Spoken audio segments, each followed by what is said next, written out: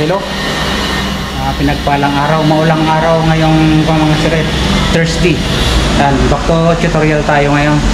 Ngayon ang ating magiging content is kung paano magkabit ng water closet na madali. Yan, tuturuan ko kayo sa ating pamamaraan. Okay, let's go. Bali, ito yung ating water closet. Posy brand siya mga siret. Grade 8. Yan, bali ito is nakakabit na to, kaya lang tinanggal natin kasi nagkaroon ng pamanibagong elevation yung flooring.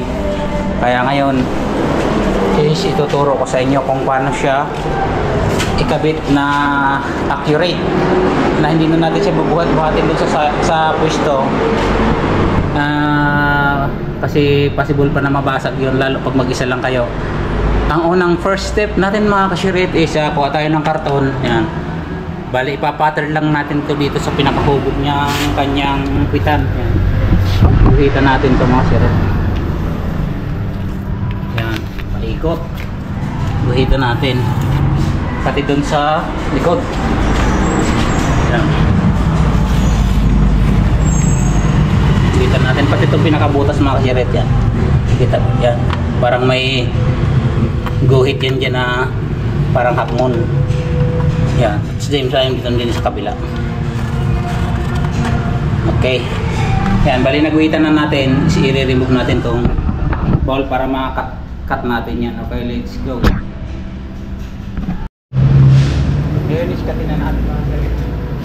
Bali ito na yung outline natin. Kakatin na natin to. Tumlang daw ba? Labis.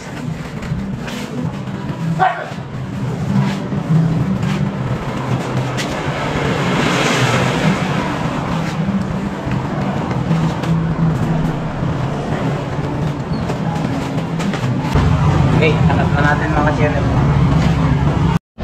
Ibala niya natapos na natin mga kashiret to.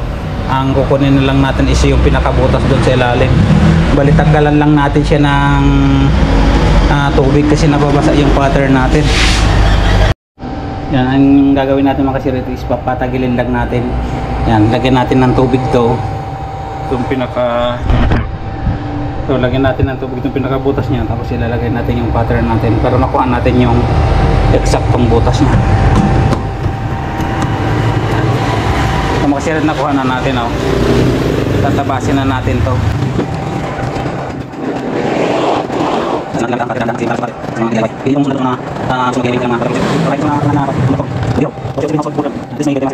Kapag kakabitan natin, makukuha natin yung pinaka-saktong layout dito. Ang gagawin natin, itatapat lang natin ito sa butas nito mga kashiret. Yan, tapat natin yan. Tapos dapat kunin din natin yung yan mga kashiret, tapat na siya. Tapos kunin din natin yung tamang distansya dito mga kashiret. Kahit lapis na lang gamitin natin ito. Magkita mga kashiret hanggang dito, dapat parehas din dito. Yan, parehas na siya mga kashiret. And then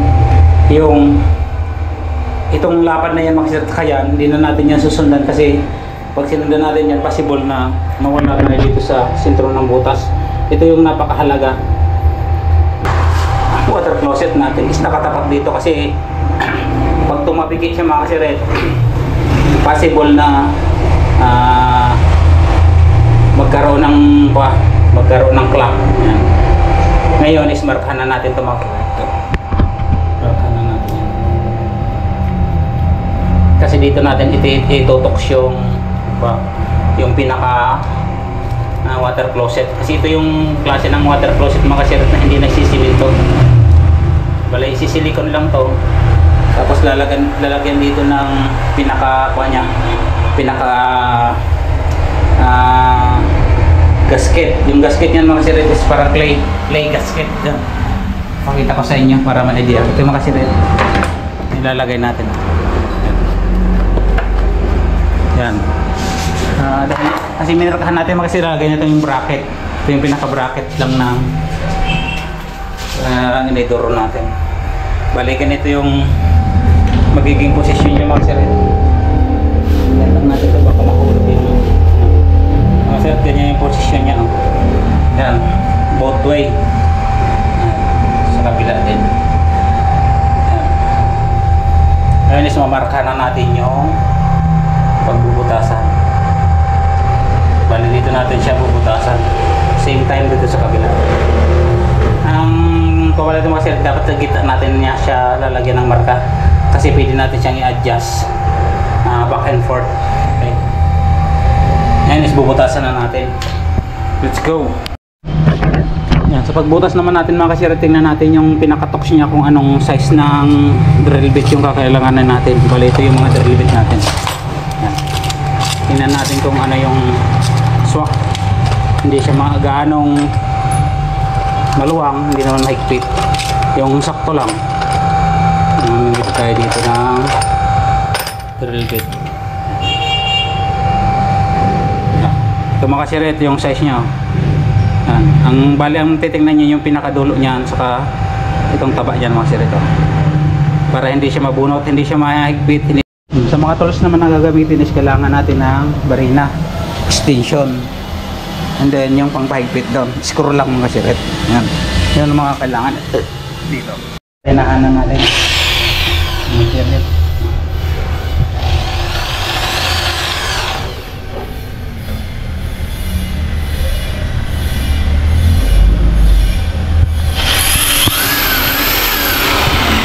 Lagyan muna natin ng marka bago natin siya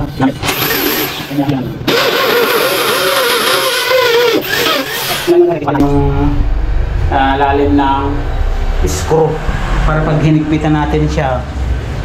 Bale ito makasit yung natin screw ng tox yan. Yan, sukatin natin yung lalim ng natin barina. Katulad ng makasiret ko lang pa siya, para may natitira pa siyang 1/4. Dapat is dadag.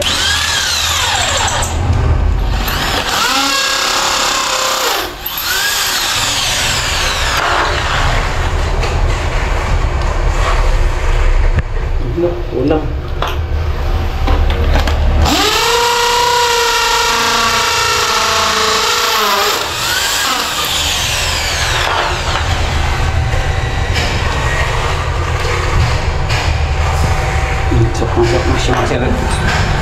Sa kabila naman. Yan, bali kami tayo ng torque screw mga siret. Mabilis. Number 10 siya. Kuha, alikabok. Pinagdali natin. Yan. At inagay na natin ito mga siret. Yung pinaka kuha niya, play gasket.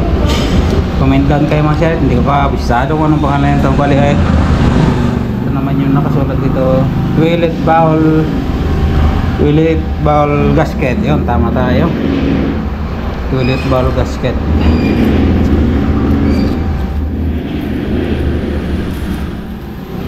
Tanggalan natin, fast forward natin mga siret. Kailangan tanggalin natin tong pinaka cover nya para intact siya doon.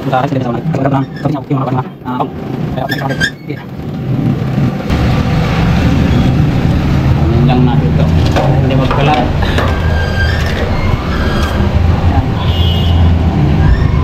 Willet bowl. Ang pagpwesto naman doon mga siret is ganyan lang. Tutok lang natin doon. Itong para ito kasi pag bumaba yan, magpa-flat naman yan dyan sa may pinaka-square niya.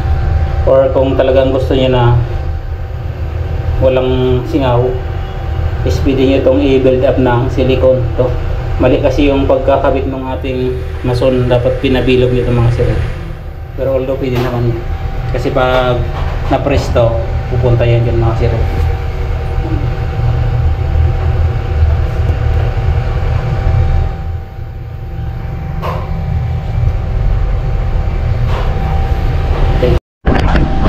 Bali yan, ito na yung video, nakalimutan.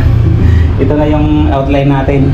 Bali ito yan. Kaya napakahalaga ng ganito mga sir, may outline ito kasi ito na yung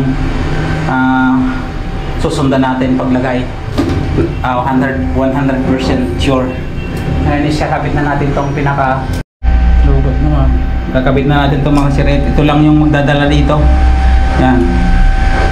Kabit na natin dito sa butas na yan. Gamitan na natin ng